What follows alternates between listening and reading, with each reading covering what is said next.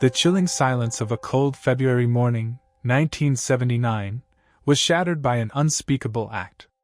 A 17-year-old girl, simply walking from her parents' home to her sister's, vanished into the air. Her journey, meant to be a short stroll, ended in tragedy. The next day, her body was discovered, abandoned in a snowpack near a desolate highway, a stark testament to the brutality she endured. She was bludgeoned and left to face the elements alone. This is the story of Esther Gonzalez, a shy, funny, and mild-mannered teenager, whose promising life was cut short by an unimaginable horror.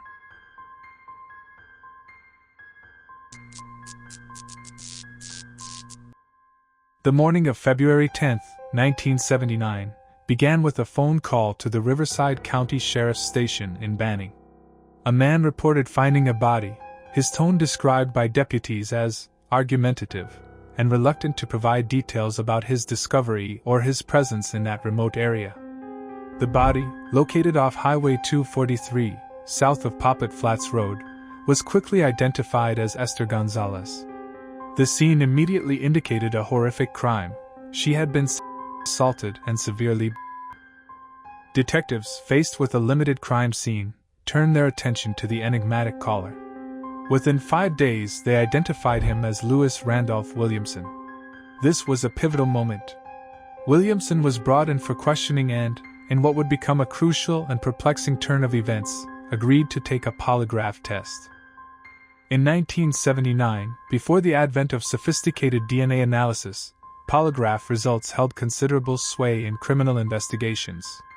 Williamson passed the polygraph. Based on this outcome, investigators cleared him, and the case, with its primary lead seemingly exhausted, began its slow, agonizing transition into a cold case. The initial burst of activity faded, leaving behind unanswered questions and a grieving family. Despite the initial roadblocks and the polygraph results that seemed to absolve Williamson, Esther Gonzalez's case was never truly closed. It became a file, a heavy burden carried by successive generations of investigators within the Riverside County Sheriff's Office's homicide team. Each new detective reviewing the case held on to a fragile hope that future advancements in forensic science, or the emergence of new information, might one day illuminate the darkness surrounding Esther's death. A critical piece of evidence, a semen sample recovered from the crime scene in 1979, was meticulously preserved. This sample was eventually uploaded into the Combined DNA Index System, a national database designed to match DNA profiles from crime scenes with those of convicted offenders. Yet, year after year, the database yielded no matches. The silence from the Combined DNA Index System was as deafening as the silence from the killer. Meanwhile, the Gonzalez family endured. Their lives were forever marked by the gaping wound left by Esther's murder. The absence of answers, the unknown identity of her killer, amplified their pain. They remembered Esther as a vibrant, shy, and funny young woman, a beloved sister and daughter. Her older sister, Elizabeth, just a year her senior, shared an unbreakable bond with Esther. The devastating impact of Esther's murder rippled through the entire family, leaving them to grapple with unresolved grief, a profound sense of injustice, and the relentless, haunting question of who took her life. For decades, they lived with the agonizing truth that Esther's killer walked free, untouched by the law, while their family continued to suffer under the weight of her unresolved death. They spoke of her often, keeping her memory alive, never allowing her to simply become another cold case file.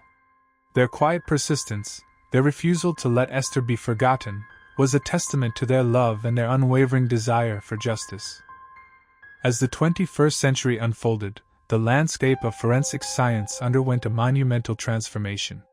By 2023, forensic investigative genetic genealogy had emerged from the shadows of niche scientific research to become a powerful and widely recognized tool in solving cold cases. This groundbreaking technology allowed investigators to take a degraded DNA sample from crime scenes, build comprehensive genealogical profiles, and then use traditional genealogy research, the meticulous tracing of family trees and connections, to identify potential suspects and their relatives. It was a scientific breakthrough that offered a lifeline to cases that had long gone dormant, offering a new pathway to truth where traditional methods had failed. Esther Gonzalez's case, with its well-preserved but unmatched DNA sample, became a prime candidate for this innovative review. The Riverside County Regional Cold Case Homicide Team, a collaborative and multi-agency effort, made the strategic decision to send various items of evidence from Esther's case to Othram Incorporated. Othram, a private laboratory based in Texas, had garnered a reputation for its specialized expertise in genetic genealogy, particularly its ability to develop robust DNA profiles from challenging samples. The hope was that Othram's scientists could extract a more complete and usable DNA profile from the 45-year-old semen sample, a profile strong enough to be used in genealogical databases. This was a bold step, a recognition that the old methods had reached their limit and that a new approach was necessary to finally unlock the secrets held within that tiny, critical piece of evidence. The fate of Esther's case now rested on the cutting edge of forensic science. The pieces of the puzzle, scattered for decades, began to coalesce in early 2024. A sharp-eyed crime analyst assigned to the cold case team made a crucial observation that would ultimately turn the tide of the investigation. While Lewis Randolph Williamson had been seemingly cleared by the polygraph in 1979, a critical fact remained: he had never been cleared by DNA, since the technology simply didn't exist back then.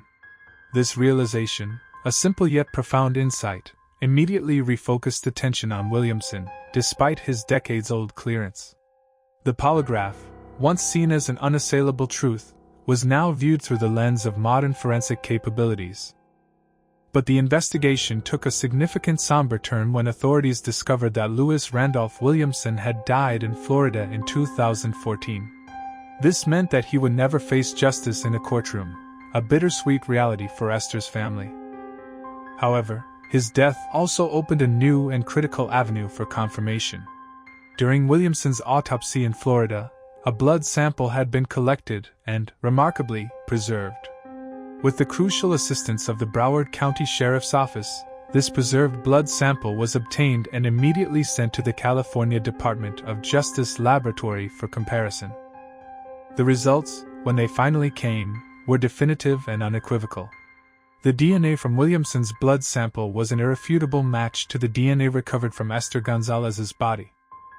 After 45 long agonizing years, the identity of Esther's and killer was finally confirmed. Lewis Randolph Williamson, the same man who had reported finding her body, the man who had walked free after passing a polygraph test, had been the perpetrator all along. The truth, hidden for so long, had finally emerged, a testament to the perseverance of law enforcement and the revolutionary power of forensic science. On November 20, 2024, the Riverside County Regional Cold Case Homicide Team publicly announced the monumental breakthrough in Esther Gonzalez's case. For Esther's family, the news brought a torrent of complex emotions. There was an overwhelming sense of relief at finally having answers, and knowing the identity of the monster who had committed the horrific crime that had cast a long shadow over their lives for so long.